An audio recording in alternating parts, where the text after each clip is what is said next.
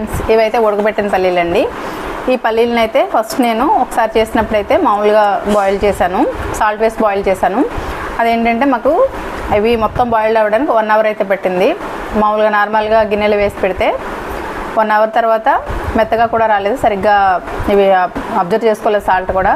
అప్పుడు ఏం చేస్తానంటే మా వారు అయితే ఏమన్నారంటే, ఈవినింగ్ చేసుకుంటాం కాబట్టి స్నాక్స్ ఉదయమే శుభ్రంగా ఫస్ట్ మట్టి అంతా కడిగేసుకుని ఎంత మనం వాటర్ పోసుకుంటాం ఇందులో వాటర్ పోసేసి సాల్ట్ వేసేసి అలా మూత పెట్టేసి ఉంచాను.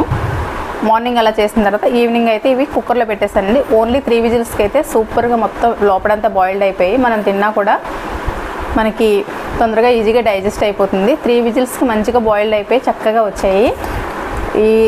దీంతో రెసిపీస్ కూడా చాలా ఉన్నాయండి.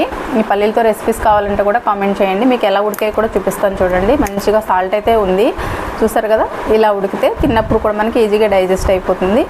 త్వరగా కూడా 3 విజిల్స్కి అయిపోతుంది. ఒక 10 మినిట్స్లో మనం ఇలా ఈజీగా చేసుకోవచ్చు. ఇప్పుడు సమ్మర్ కాబట్టి పిల్లలకి ఈజీగా స్నాక్స్ చేసి పెట్టొచ్చండి.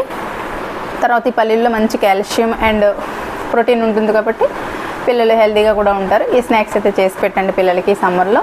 ఓకేనా? Bye friends.